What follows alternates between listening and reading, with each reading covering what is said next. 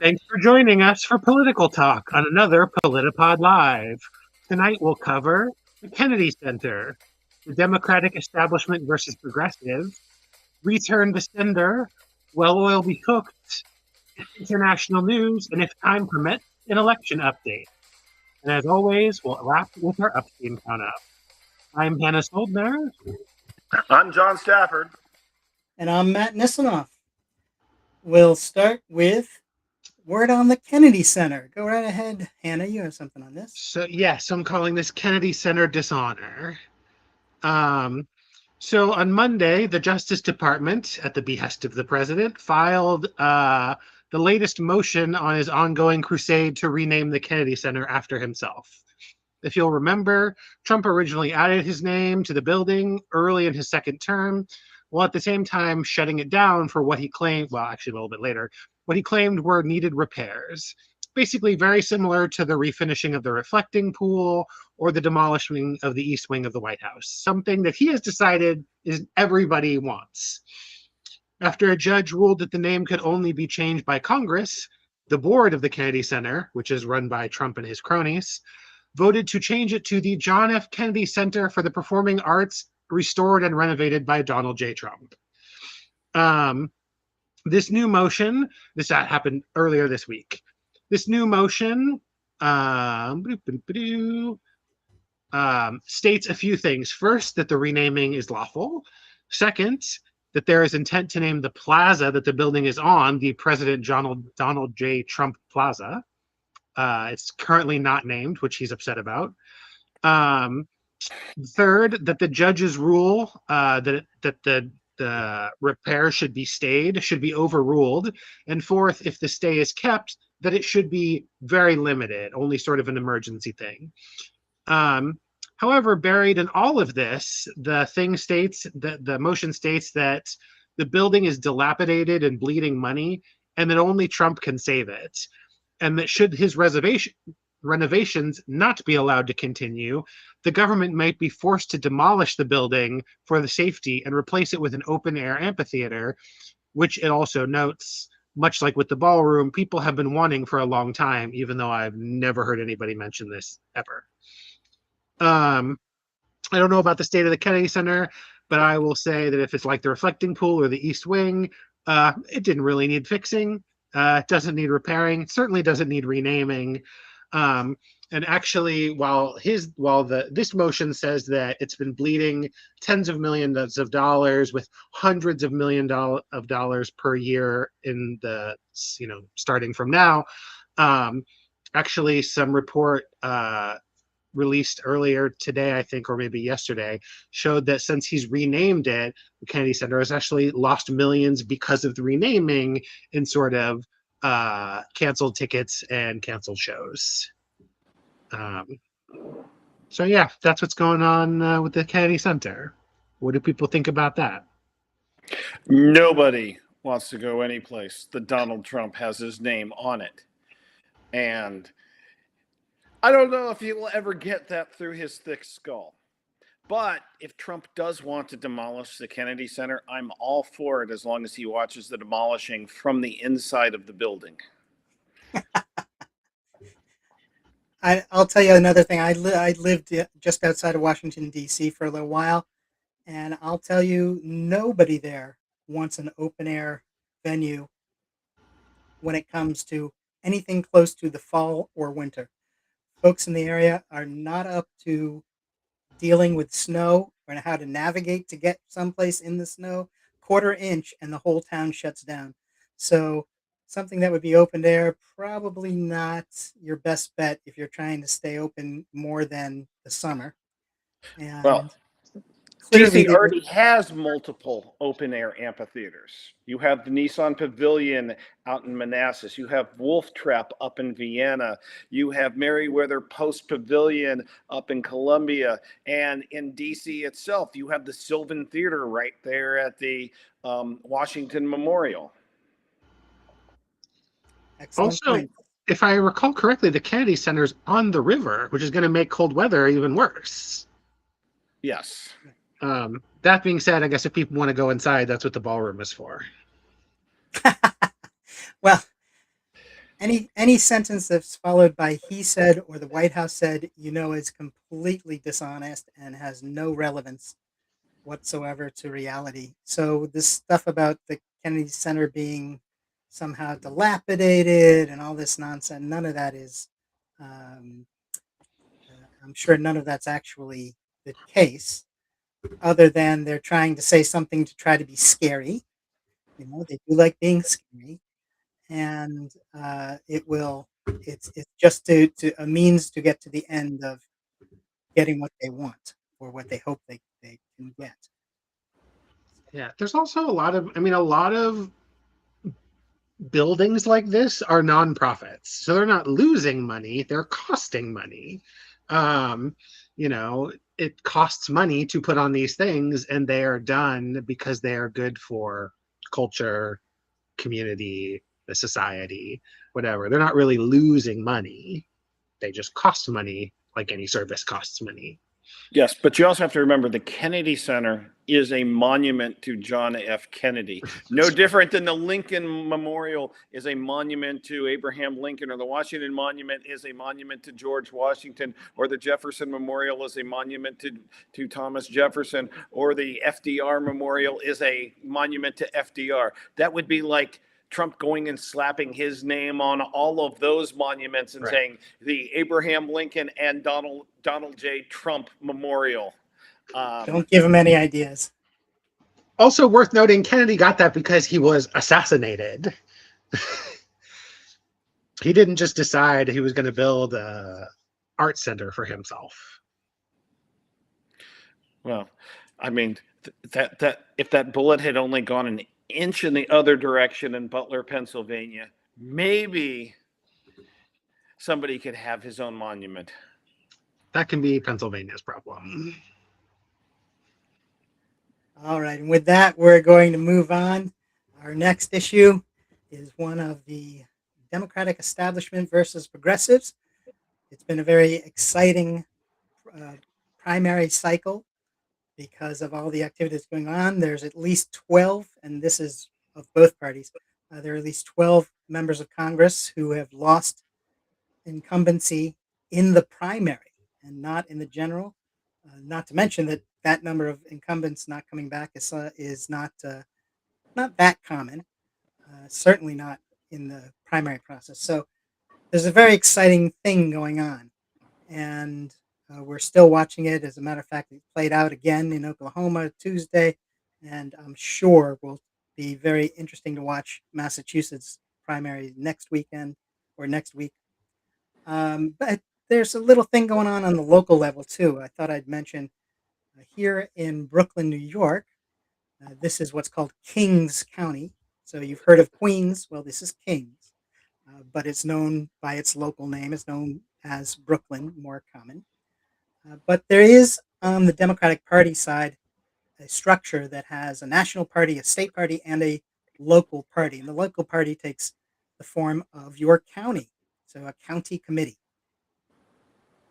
For a number of years now, since the Obama campaign, the progressives in the area who helped out and were the foot soldiers for Obama, then after the election, went to the local county committee and said, "Hey, we want to get involved. We want to stay involved, and we want to do stuff."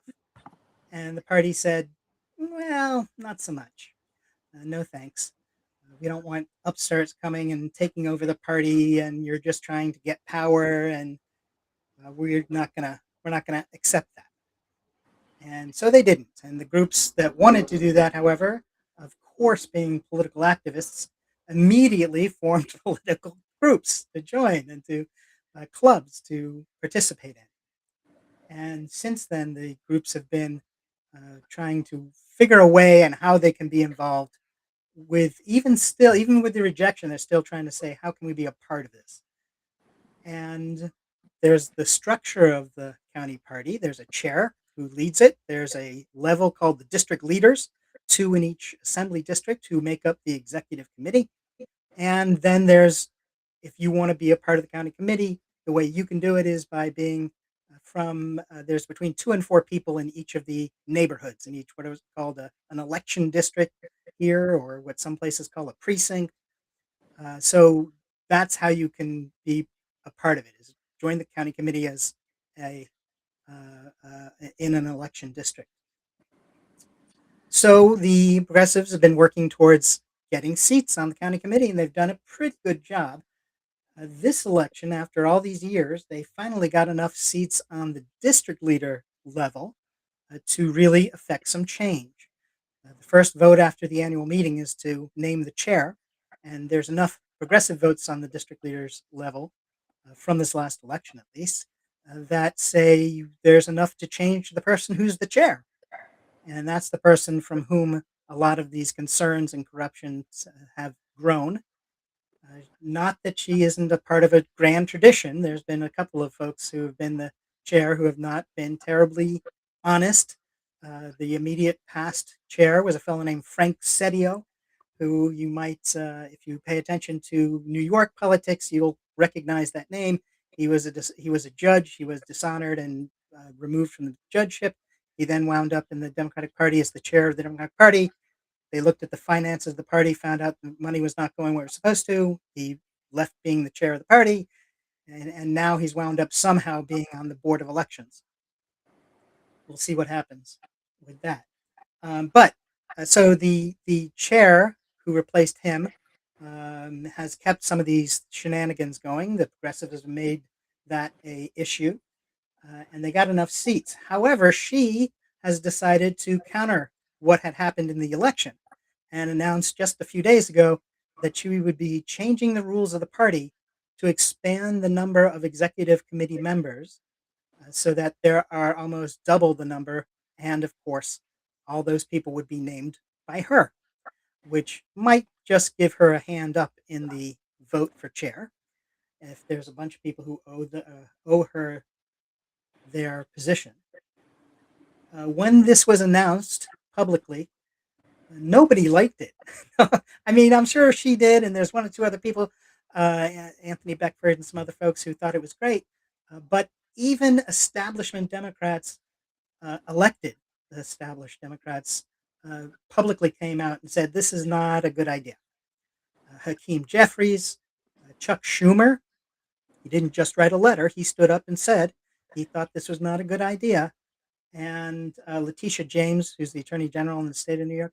So a lot of people publicly said, not a good idea. And she said, I'm doing it. And they had a meeting that was protested against by the progressives. They did have the meeting. She got what she wanted. And she's going to move on with this idea. Now the progressives have gotten together and hired an attorney, or they had an attorney, but he filed initially before the meeting, and a judge said, you can't complain until after the vote. So the vote's been taken now, and of course, the progressives are filing. We will see what happens next, but it is an exciting time, and we'll see if the change that the voters chose by electing the district leaders this past June will be kept in place, or if this rules change is allowed to change the party and the party system. Anything you'd want to say about that? So in Texas, I'm actually an elected precinct chair, which would be the equivalent of a district leader in New York. And I have been, this is the sixth time I have run for this seat 6 times, and I have had a contested primary twice, and I have defeated my opponent by 80-20 margins both times.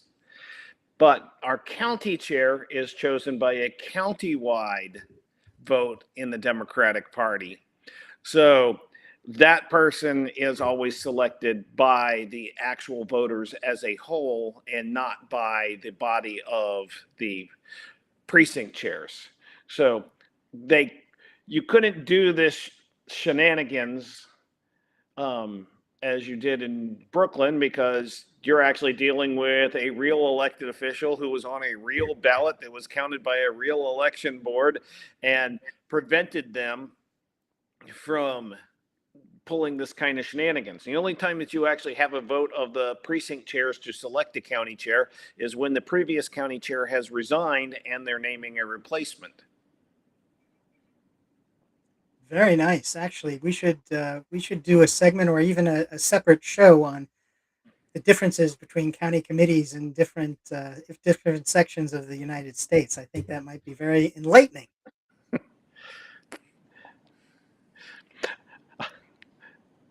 Hannah, your microphone is off. Great. Fortunately or unfortunately, I'm also in Brooklyn, so this also affects me.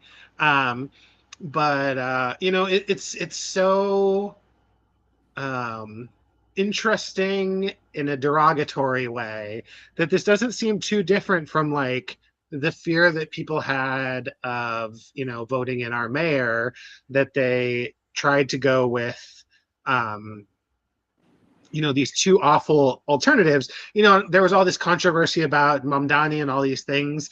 Um, and I remember it became this election that people from around the world were talking about. And it was like the only alternatives are a guy who famously like did a bunch of corruption scandals and only got out of them because Trump pardoned him, and a guy who left his last job because of like sexual harassment. So it's like, their politics aside, I do not want those people in charge of anything. But for some reason, there's like this deep seated fear of the progressives. And I feel like this is not going to give any sort of confidence. Is there really? I mean, there probably are. Maybe I'm just not all that young anymore, like super progressive, but I feel like the idea that the party that I'm in can just rewrite the rules because the people I voted for they don't like does not fill me with a bunch of confidence that they're going to do anything to combat the sort of rise of the other side also just breaking the rules. In fact, they're just going to set up precedent. So Right, and they're seems like they're even working hand in hand in some ways. One of yeah, the other criticisms that the chair has faced is that for several cycles now, she's not put money, she's not given money to the candidates to run in the general election against Republicans. So where's the money and where's it going and what's it being used for? Well, a part of it she's been using in the primaries to target progressive challengers. So she spent more money trying to defeat progressives within the party than she spent against the Republicans. And it's shown because now in southern Brooklyn, we have several seats that have gone red, and that we have elected officials, 3 or 4 Republican elected officials, simply because there was no fight. There's nothing put to it. that's even. I Go ahead. I can actually relate to that. So 4 years ago, I ran for county commissioner, which is the equivalent of county supervisor in New York. And in the Democrat, I lost the Democratic primary in that race to an opponent who spent 35,000 of his own dollars in that race to defeat me. I raised more money than he did, but he spent tens of thousands, but I spent zero of my own dollars, whereas he spent 35,000 of his own dollars to win the primary, and then he only spent $11,000 in the general election against the Republican, and it just drove me absolutely crazy that you would spend 3 times as much to win a primary and then nothing at all in the general election. Why did you even run? If that's all Exactly. you were going to do, why did you even run? Yeah. Yeah. Excellent point. Well, and the thing is that's ironic is like, because we have ranked choice voting now in New York City, the like will of the people in theory is even more likely to come out to what they want. So basically you're pushing against all the ranked progressives as well. So it's just going to cost more wasted money to stymie these people. Excellent point. Well, we are going to have to come back to this topic because it is very interesting and got a lot to it. But for now, I think we're going to move on to our next segment and have John talk about this, which is the issue of what SCOTUS has done with the mail-in voting ruling. The Supreme Court handed Donald Trump a victory Monday by involving his attempt to change how mail ballots are handled before November. What exactly did the courts do? Well, first of all, the Supreme Court did not rule that Trump's mail ballot scheme is constitutional. It didn't say the president has the authority to rewrite the election procedures. It didn't even decide whether the Postal Service can legally do what Trump wants. The court basically said the states challenging Trump's executive order had sued too early. The state said, this is going to hurt us. And the Supreme Court said, well, it hasn't hurt you yet. So this is about standing and ripeness, not about whether the policy itself is legal. The court expressly left open whether the government's actual implementation would be lawful. So basically, come back after something has already gone wrong. Pretty much, as Lisa Needham over at Daily Kos called it, it's Schrodinger's standing. You can't stop the government from screwing up an election just because it hasn't screwed up the election yet. But once the ballots are moving and voters are getting screwed, then everybody can race back to federal court and try to unscramble the egg. Except here's the funny part. The Supreme Court said, essentially, come back when there's a final rule. Well, the USPS has finalized the rule. And today, 23 states and the District of Columbia, joined by Pennsylvania Governor Josh Shapiro, went straight back to federal court and said, fine, here's the final rule. Now can we sue? There's already a hearing scheduled for September the 3rd. What does the final rule actually do? Turns the Postal Service into part of a new federal election verification system. States have to give USPS lists of mail ballot recipients. Outbound and return envelopes have to carry unique barcodes. And USPS can refuse to deliver mail ballots that don't comply with the new federal standards or those that are associated with voters who aren't on the submitted list. Think about how different that is from the Postal Service's traditional role. Normally it's, here's the mail, deliver the mail. Now it becomes, before we deliver this ballot, did your state upload the right voter record? Is this the right envelope? Is this the right barcode? Does everything match our federal system? That's not just delivering election mail, that's helping to regulate the election.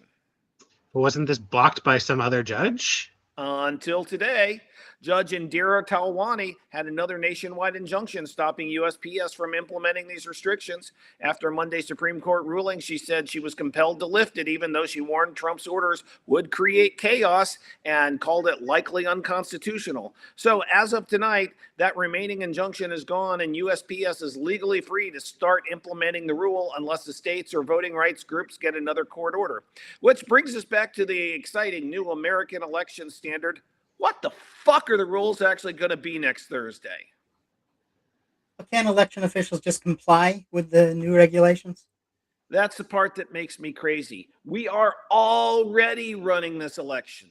In my county, the generic ballot approvals were done months ago. The county has to send to the Secretary of State the approvals for the ballots. This is how it's going to look. This is how the envelope's going to look. And the Secretary of State gives the approval back to each county elections department so that they can get things into process. Monday was the last day for a candidate to withdraw their name from the ballot. Municipalities have until Monday to formally call a November 3rd election. And in my county, we have 27 cities, 17 school districts, an untold number of municipal utility districts that most people don't even know exist. So our mail ballots have to start going out by September the 19th, and the county has to finalize all of those various, the partisan ballots and the city ballots and the school board ballots and the municipal utility district ballots all in the next 4 weeks. Now, election administrators aren't sitting around with blank sheets of paper wondering what an election envelope looks like. They already have their vendors. They already have their printing schedules, their software, their ballot programming, their legal approvals. The election is already being built. But now at the end of August, the federal government wants new envelopes, individualized barcodes, voter data uploads, and new federal compliant processes. When a federal judge herself is using the word chaos, maybe that's a clue this isn't the ideal moment to redesign how America handles election mail. Yeah, and the administration says it's all about election security, even though this isn't going to be resolved until like a week or two before the election. Right. Part of the broader effort is supposedly identifying non-citizens on voter rolls, but there's really a more important distinction between a database flags somebody and we found somebody illegally voting. Those are two wildly different statements. Look at Nevada. The administration initially threw around a number approaching 16,000 supposed non-citizens on the voter rolls. After more federal review, that number became 185. And even 185 doesn't mean 185 people illegally voted, or even 185 people on the voter rolls are non-citizens. Those are cases that still have to be checked by election officials. We've already seen what people actually happens when people actually investigate these federal matches. In one Missouri county, more than half the people flagged turned out to be citizen. In one Texas county, 3 people were flagged. All 3 were citizens. Wait a minute. How does the federal government manage to flag actual citizens as non-citizens? Really easily. My wife is a perfect example. She first got her social security number in the late 1990s when she was legally here on a student visa and needed it to work a part-time job. At that moment, a federal record correctly showed her as a non-citizen. She married me in 2003 and she became an American citizen in January of 2009. She registered to vote at her naturalization ceremony and cast her first vote just weeks later. Every one of those facts is true. But which record are you looking at? How old is it? Has every federal database been updated? Did the systems talk to one another correctly? An old record doesn't even have to be wrong to give you a wrong answer today. That's why a database hit is not an illegal voter. It's a lead. Somebody has to investigate it before you start screwing around with an American citizen's ballot. And you were worried about the USPS before Trump even added all this. Absolutely, because there's a separate problem. USPS itself acknowledges the date on a postmark may not necessarily be the date you actually mailed something. Transportation changes mean a piece of mail can enter Postal Service custody one day, but not reach the processing facility where the postmark gets applied until the next day. That matters enormously in Texas. Election Day is Tuesday, November 3rd. A regular mail ballot that arrives after Election Day can still count if it arrives by 5 p.m. on the day after the election, but it needs the proper evidence showing it was mailed by 7 p.m. on Election Day. So imagine you mail your ballot on Tuesday. USPS has it on Tuesday. It reaches the postal processing facility on Wednesday. It gets a Wednesday postmark. Now your ballot is you actually mailed on time, may not have the actual evidence that a Texas law requires to count it. So what's your advice to somebody voting by mail? Don't play chicken with the Postal Service. USPS recommends mailing your completed ballot at least a week before the deadline. I'd go further. When the ballot arrives, vote it, sign it, send it back immediately. Don't leave it sitting on the kitchen counter. Do it now. Do it immediately. Don't wait.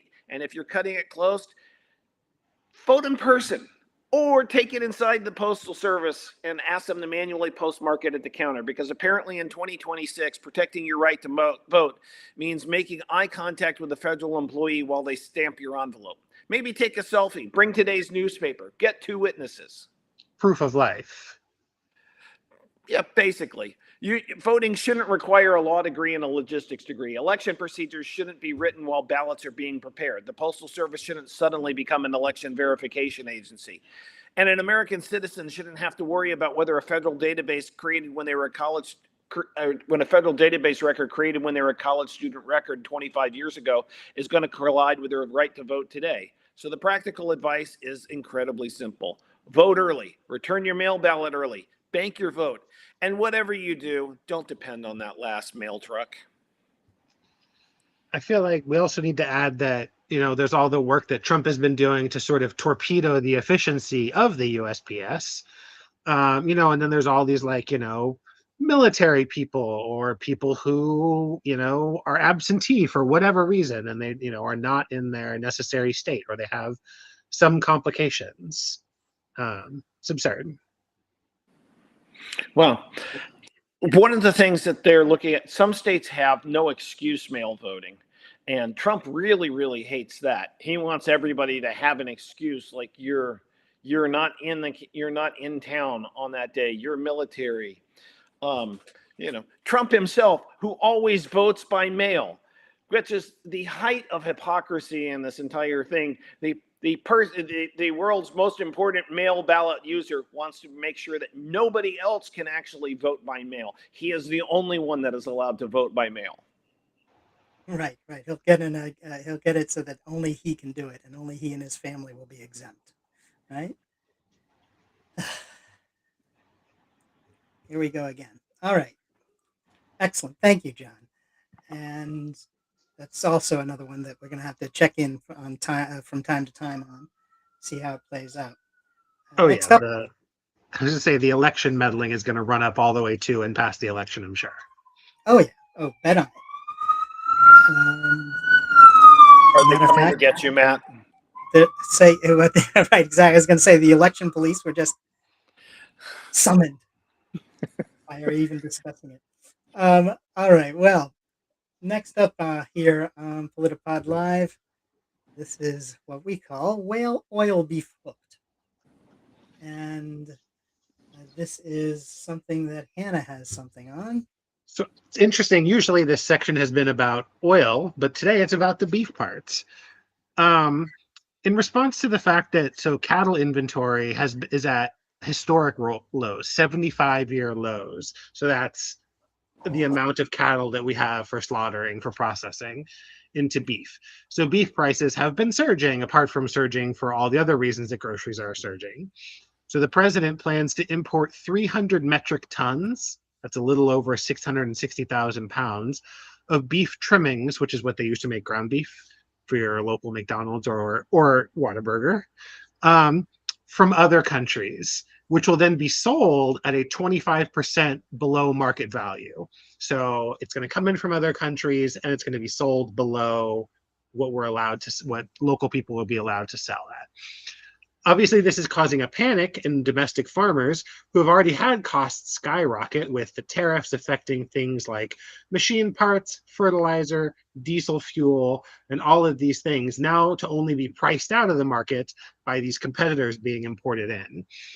This program is set to last for 90 days. I think it was just signed today, i.e., up to and just a little bit past the midterms to reduce the prices while it's important for these elections. But Trump has already talked about expanding it if it's needed to drop the prices more, or if retailers do not sell it at a 25% markdown, he's going to expand it even more, which is only going to further hamstring domestic production, both for this year and for continuing years, because the farmers need money to continue to buy heads of cattle, supplies, feed, et cetera, et cetera. Many farmers are worried that because of the increased ranch cost and the decreased ability to sell, that this will only compound the issue of domestic supply. There's also been requests, both governmental and amongst workers, to label the sources of the meat or track anything about it, including, is this actually beef? But that would technically be out of the theoretical scope of the president's power to guarantee.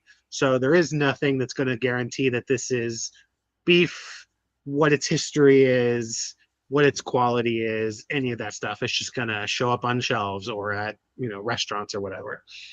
It's also worth noting that cattle ranchers are the heart of Trump supporters. It's not like messing with, sanctuary cities or whatever. These are the people who've supported him a lot. And it's going to directly threaten them. And it's not something that Trump can just hide under rhetoric of the Green New Deal is going to take away your beef or whatever. It's going to hit the actual ranchers who, much like the farmers, when they weren't getting, fertilizer because of the closing of the Strait of Hormuz, they can literally just look and be like, I'm not selling my product and it's more expensive. I mean, that here in Texas, that affects a large part of our economy. I mean, Texas was built on cattle ranches. Before the discovery of oil, Texans came down here in order to raise cattle, and great swaths of the land here in Texas are dedicated to beef production. And much of the history of the American West was built on cattle drives that were coming from Texas up to the railroads. And so to have this strike directly at the heart of Trump voter territory is just ironic in the extreme. Do you think they'll actually react? I mean, there was an interview with a cattle rancher on one media source, and they were saying they were upset by it. They were, even angry, but they were more angry that people were telling them that this was happening. So that kind of pretzel logic to try to find a way out of it, a way to justify what they've done before, it You know, seems to be the call of the day. I think that, I mean, I don't live in Texas. I can't speak for the Texas cattle ranchers. Maybe I can ask the soul of my grandfather, who was a Kansas cattle rancher. But I think that kind of like when Trump put his name on the stimulus bills or stimulus checks, um, people aren't going to really think that deeply, right? If they all of a sudden they can't sell their beef because somebody has outpriced them, I don't think they're going to be like, oh, but what caused this? They're just going to be like, that's the guy in charge. Um, so maybe not, but I feel like you don't have to think too deeply to be like, that's the guy in charge. Um, Accountability. Also, like literally, what is more American than like a cowboy? And these are the cows in question.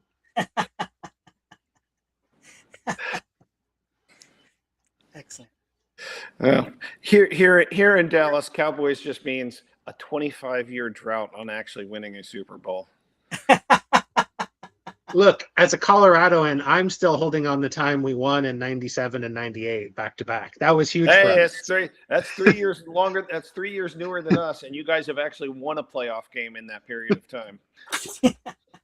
That's true. But I feel like first it was the Raiders and then it was the Cowboys. And so it's like, hey, like, sorry, John Elway, you made it happen, even though that was 28 years ago.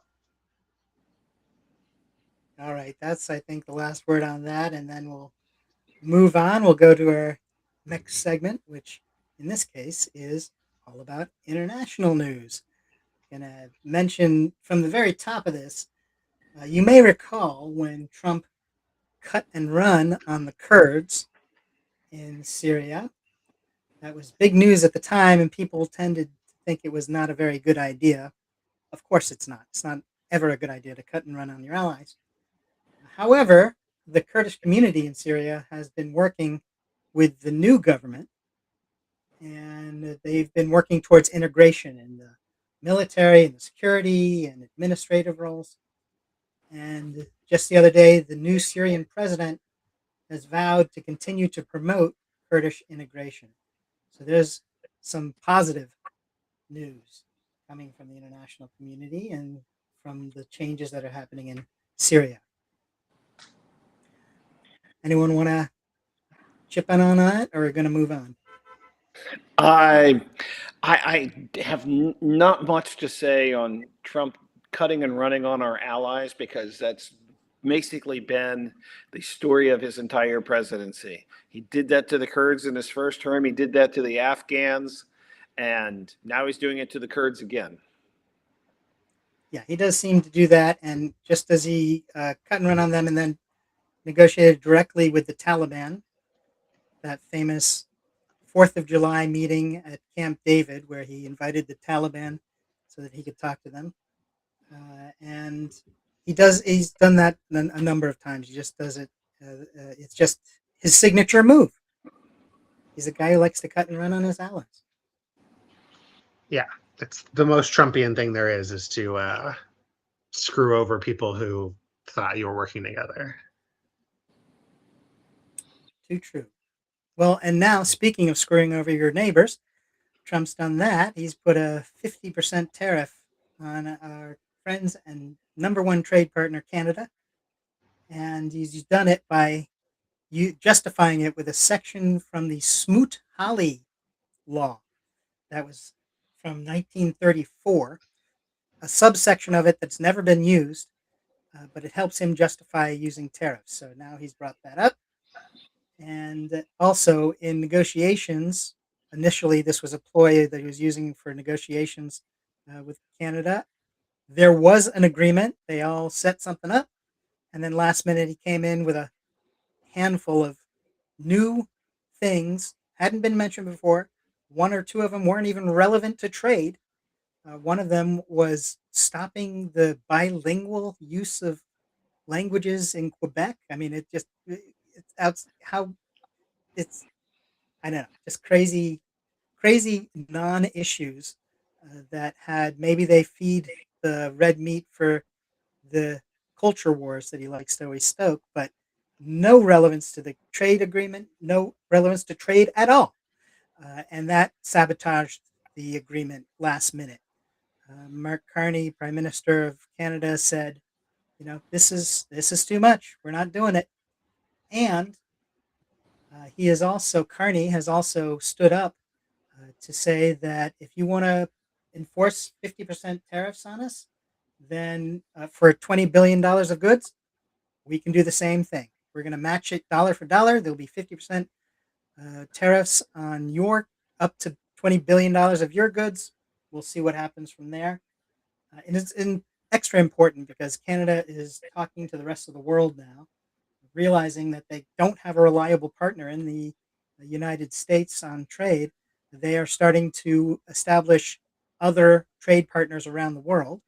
And one of the things that he has said repeatedly in speeches like the one he gave in the UN a few months ago, it's time to stand up and do what we should do the right thing. And this is clearly a part of that. And here's Trump doing his 5D Yahtzee or whatever he wants to call it when he thinks he's doing some smooth action trade or any policy. And all it's done is started a trade war with our closest ally and trade partner. I think it would have been funny if Canada had come back with when Trump asked them to remove French from their labeling requirements, that Canada's requirement was that all American products be labeled in bilingual in English and Spanish, just to make their heads explode. Oh man, get in touch with Carney's office. You gotta get that one into his hands. I think I've said this before, but we all know that Trump does not understand what a trade deficit means. But also, the trade deficit with Canada could disappear tomorrow if they stop sending us gas and other petroleum products, which obviously we do not want. That would really fuck us over. But yeah, if we were just not so addicted to their petroleum, then there would be no issue. Also, I want to note, if you want to learn more about the Smoot-Hawley Tariff Act, please check out the movie Ferris Bueller's Day Off, which has a whole section done by Ben Stein off the top of his head because he used to be a economist before he was an actor. I mean, one of the things that I learned in history class was just in 1929 we took what was a stock market crash, and by layering the Smoot-Hawley Tariff Act on top of that, we took what was a brief downturn and turned it into the Great Depression. And it seems to be that that's what Trump is trying to do, is lead America into the second depression of his presidency, the first one being the COVID recession, and now he's trying to actually create a man-made depression to complement that one. The Bigley Depression. But no, I mean, yeah, like Smoot-Hawley is like one of the most famous failures of economic policy in American history. The fact that people know its name is like a reference to how terrible it was. If you can't name a lot of other economic policies, especially ones from almost 100 years ago, that's how you know that Smoot-Hawley is pretty terrible. Bad news. Moving on to Albania in our international news roundup. Matt, does this have something to do with Ivanka and Jared by any chance? By golly, it's like you pay attention to the news. Yeah, absolutely. This is that story. The background here is that Albanian citizens are literally in the streets. They've been there. This is day 87 today, where they are flooding into the streets every day, having rallies, having speeches, having they're responding in what's called the Flamingo Revolution. It's called that because there was this our friends Jared and Ivanka and a couple other millionaires got together and decided to try to have a special casino or special um, resort built in a section of Albania. That's it's an island and it has some wetlands, and they were going to destroy all that and put up this resort. And the wetlands not only have a number of rare species, but among them is flamingos. And so that's how it got the nickname of the Flamingo Revolution. It is about them, and it is about how the whole thing snowballed into protest because as people learned more about it, it was first just being upset with these millionaires trying to build this resort. Then they saw that it was that it was environmentally damaging, and then they found out that the whole dealing to get it was a process that had been corrupted, and that here we go, corrupt public officials, and that's what got the citizens into the streets and has them there. Even today, there were rallies and marches and folks in the streets giving speeches and yelling and screaming about it. Their demands now, their rally cry is Albania is not for sale, and their demands an immediate resignation of the prime minister, a cancellation of the laws that are reducing environmental protections, and a cancellation of the law reducing environmental protections, um, addressing how they can look at or how there can be an address to comprehensive political and anti-corruption reforms put in place. What do you think about the Albanians? I think they should kick Jared and Ivanka out of the country. Frankly, I think that should be a policy for all 191 United Nations member states. Well, another tie-in to New York on that is our former mayor from New York City, Eric Adams, has moved to Albania and become an Albanian citizen. So he's right in the midst of the whole thing. And hey, what do you know? Corruption. Yeah, I was going to say, as noted earlier in this podcast, the leader of one of the worst corruption scandals in U.S. history, at least in modern times. I do want to correct that Jared and Ivanka are billionaires because of the Trump coin debacle that they were able to make billions of dollars off of, not simply millionaires. But yeah, I mean, if they could actually get the PM to resign, that would be, I feel like, a pretty incredible sign. I believe that Jared actually became a billionaire when the Saudis gave him $2 billion. I mean, it's Excellent. not every day that you can take a $2 billion bribe and then have the Biden administration just completely ignore the fact that you took a $2 billion bribe while in office. Yep. Yeah, excellent point. I'd forgotten about that. Yeah, it's being a member of the Trump family, I'm sure he'll wind up blowing it all somehow or another. I mean, But yeah, fortunately, there's never been a history of corruption in building of real estate in their family before. The Kushners or the Trumps, never has this been a problem before. How much was the Qatari bribe that they paid Kushner back in 2018? Ooh, I don't know that off the top of my head. I just remember his dad was in prison. Yep, his dad was put in prison up here in New York, and then, well, you know, like Chris son. Christie, when Chris Christie was the district attorney for the Northern District of New Jersey. Right. He should never be the hero in a story, but he was in this story. Fantastic. Moving on. On Tuesday, a far-right Israeli prime minister or MP named Zvi Sukkot smashed a Palestinian monument while on a visit to the occupied West Bank. He'd previously claimed that he was going to do it, but in an official statement, the Israeli military said that Sukkot had acted deceptively and manipulatively without authorization, departing entirely from the improved framework and began demolishing one of the monuments.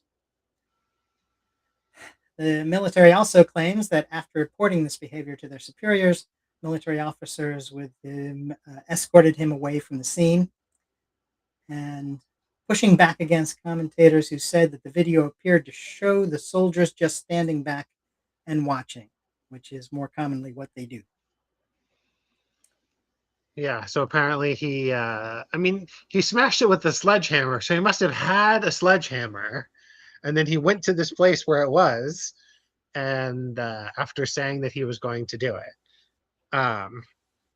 And some of the reports are that some of the people that it's a memorial to have been convicted of terrorism, especially from the times of Israel.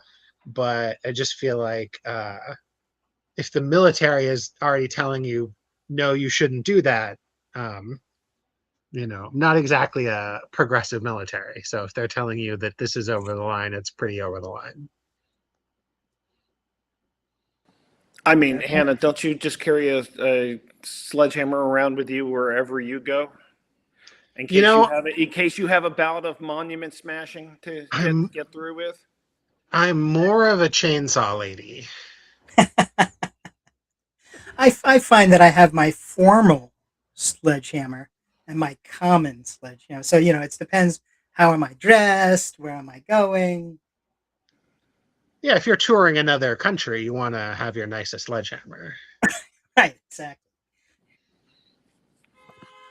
Well, that brings us to a little bit less of something to joke about.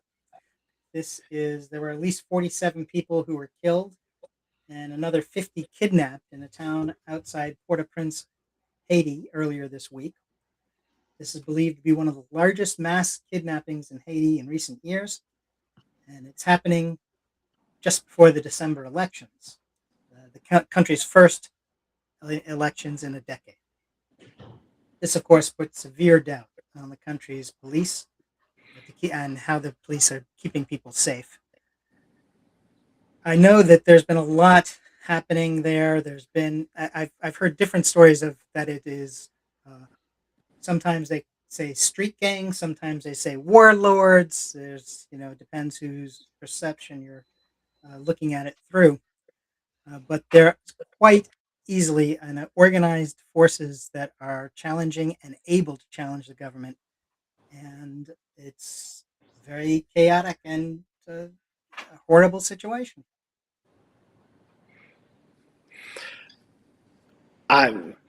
And Trump wants to send all the Haitian immigrants in the United States back into that horrible situation, cruelly and unwarrantedly.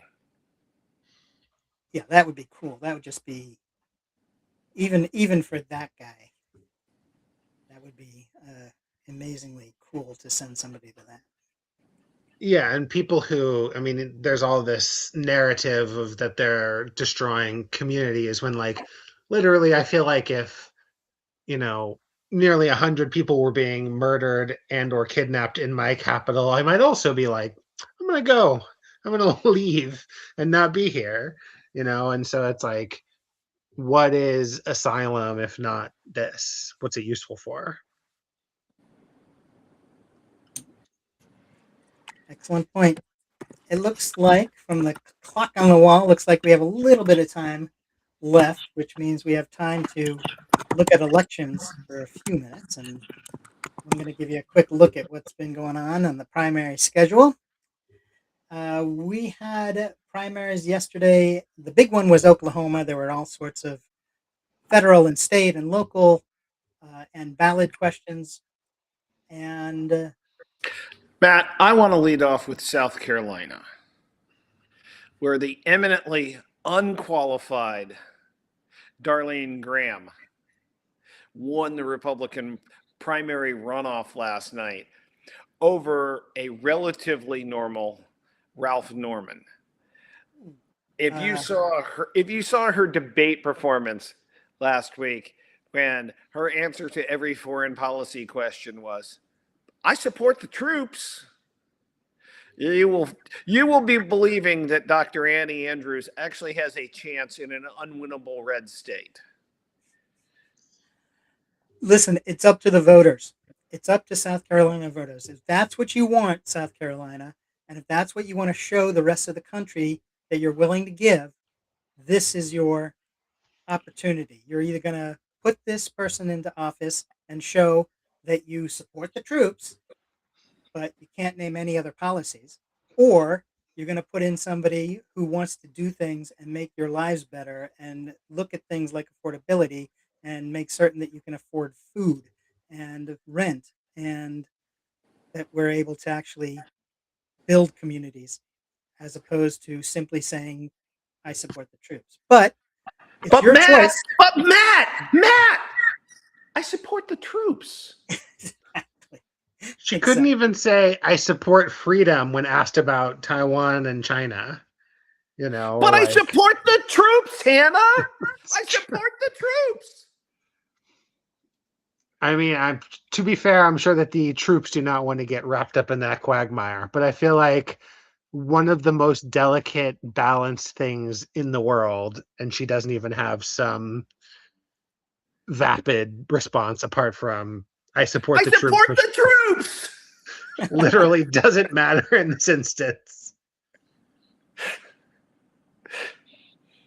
Well, Matt, I'm Matt, do gonna. you support the troops, Matt? Oh, I support the troops. I do. Hannah, And do you support the troops? Depends on what they're doing. This is why I'm not running in South Carolina. I mean, when you're Brooklyn County, when your Kings County Party chair decides to change over your entire executive committee, but I support the troops. Well, I'll tell. Actually, I'll give you that. I'll work on that point for a second myself. I'll tell you, she and her cousin, Jose, uh, the cousin Jose, I forget his last name, um, and she both do a thing here in Brooklyn, which is very popular. Here, the line is, "I'm a real progressive. I'm a real reformer." And to mention the three big national issues, voting rights, women's rights, and um, and this shows I'm really a progressive. But But do you then support the troops? exactly, there's the troops in there as well. Matter of fact, one of them is a former Marine himself, so not only supporting the troops but actively being one. Um, but those are not the issues that are addressed locally. You can say those things, and that's great, but the local issues are completely different, and they're using it to avoid addressing the real concerns on the local level, and that's, I think, pretty. Um, that's pretty gross. Is that what the kids say nowadays? Gross. I think that I think that gross is something that goes back to our generation. Exactly. I may be outdated on that. I don't know the right term. No cap. No, wait. No, that's another thing. Okay. Well, I'll work on that. But do you support the troops? But I will also, not only will I support what I support, but I will also return us to Oklahoma, where the votes came sweeping down the plains. There were primaries for both the Republican and the Democratic Party. They only had the Republican and Democratic Party qualify. And as I said, there were a number of issues or a number of seats available, federal, state, local, and some couple of ballot questions. And you'll be interested in this, I think, the ballot questions that come up. There was an interesting turn on the Democratic side where the nominee for the U.S. Senate is Michaela Thomas.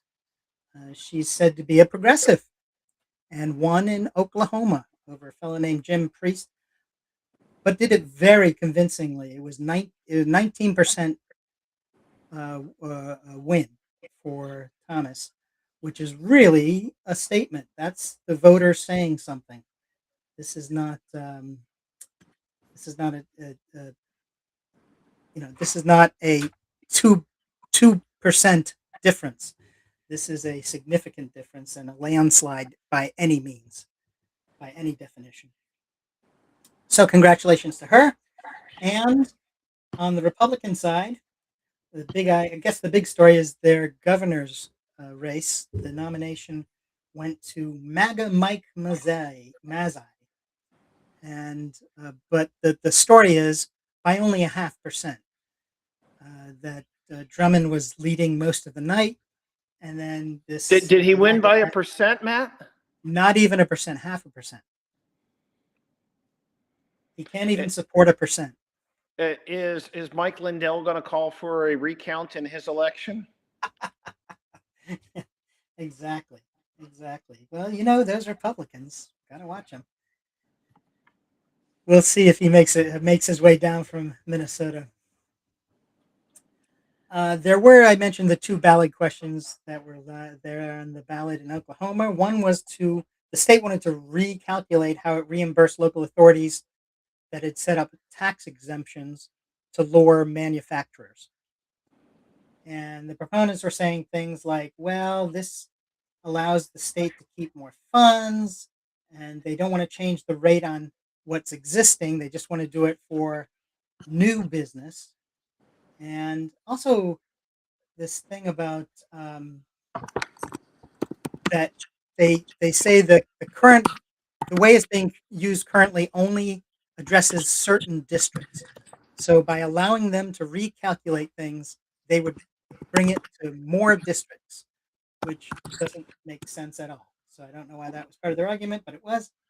And the opponents were saying that they just felt like the lawmakers would use this to skirt responsibility for the program, that the state had already set the rates. The local authorities are enacting it, but they're using rules made by the state in order to do it. So what are they talking about? Needing to get involved when they already are.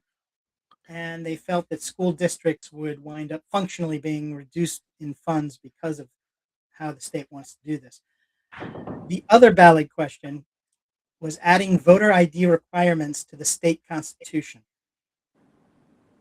Now, opponents were saying that this provided for greater integrity in elections and that it will protect voter ID laws from being removed by future legislators. I don't know who these future legislators are, but they are a scary bunch of people, apparently, at least in Oklahoma, that's been electing Republicans for decades. The opponents were saying that this just expanded power over elections and would include mail in voting. They said that elections are already secure in Oklahoma. This does nothing to increase security. It's just a power grab sort of thing. And that it could lead to this is back to the future legislators. This could lead to future legislators weaponizing voting and disenfranchising voters. Now, the end results were that the voters decided not to go with the reimbursement thing, but they did go with putting voter ID requirements into the state constitution in Oklahoma. This is where I was going to mention South Carolina. That's a place you may know of. It's down south. And they actually had two elections. One has not reported its final results. And the other, of course, incumbent and empty suit Darlene Graham was in a runoff to see if she could take the nomination for the party into November. And she did beat Ralph Norman. You mentioned, I think you used the word sort of semi-normal or normal. I don't know that I've ever heard that term used in the same sentence as Ralph Norman, but I mean, it's a matter of perspective. You can have a difference of perspective with somebody, okay, far left, far right, but when it came down to it, Ralph Norman endorsed Trump's opponent, and now I'm forgetting her, Nikki Haley in the 2024 primary. And so Ralph Norman is not on Trump's good list because he did the naughty thing of endorsing against Trump. But in my book, even if I don't agree with Ralph Norman on any one thing, endorsing against Trump makes him just a normal politician, even if I disagree with his views. Fair enough. Fair point.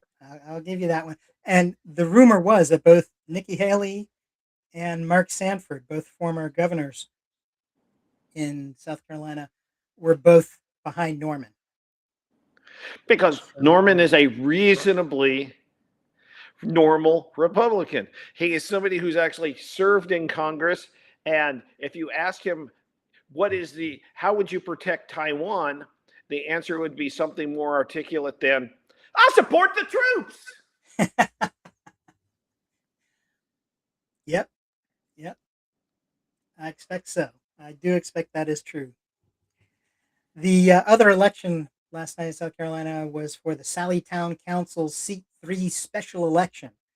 And the results, as I say, have not come in yet. But when they do, we'll let you know what's going on there. Down in Georgia, the Democrats had a special election to fill the seat, U.S. House District 13 seat. The seat holder passed away. He died, David Scott. And we want to pass on condolences to his family and friends and constituents. The temporary seat holder is going to be Everton Blair, who was running against Scott's daughter, who was not able to muster enough of a support. But Everton Blair will hold the seat, but only until November. The primary to choose who's running for the full term in District 13 was passed. So we have the set Democrat and Republican for November, but with the congressman's death, they needed to fill the seat temporarily and have done so. So he's only going to be there for a couple of months, but he'll be able to say that he's a congressman. And that's about it for elections. Any other issues or anything else you want to mention about elections?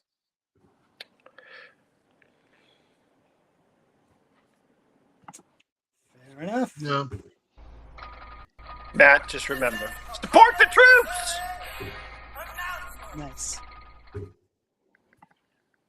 We have, with all the distractions that have been popping up, there is sometimes things get overlooked. And we most certainly do not want to overlook things like the Epstein files not having been released and the unredacted versions not having been released. We make it out to be day 4089, where the unredacted Epstein list has not been released.